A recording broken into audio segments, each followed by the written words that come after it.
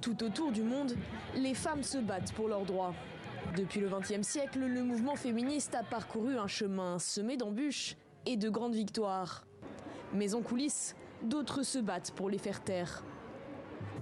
Je veux que les féministes meurent. L'interdiction de l'avortement en Alabama me remplit de joie. Les femmes ne sont pas faites pour être indépendantes. Leur nature est d'être dominées et violées par les hommes.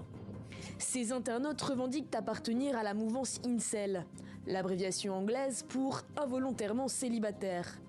Une sous-culture qui s'inscrit dans un mouvement masculiniste et sexiste plus large, fortement présent sur les réseaux sociaux.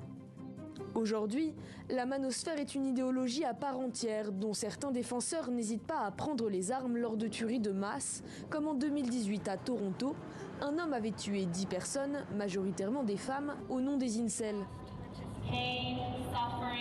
Elle se rapproche aussi d'autres mouvements d'extrême droite, car être un homme, un vrai, est devenu une obsession pour certains influenceurs stars, comme le français Papacito.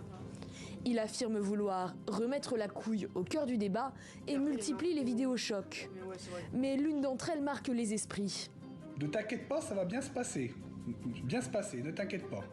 Toute la fachosphère s'empare de la réplique, devenue un gimmick populaire, qui arrive jusque sur les plateaux télé.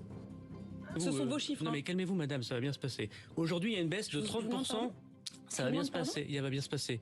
Non, mais il y a 30% de baisse. Pause. Oh, je vous demande pardon. Comment ça vous va parlez bien se passer, madame. Vous allez voir. Mais il y a 30%. Tactique pour attirer un électorat jeune et viriliste sans se faire repérer du grand public ou dérapage sexiste.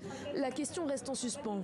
Mais une chose est sûre, dans la bouche du ministre de l'Intérieur, la phrase choque tout un pays.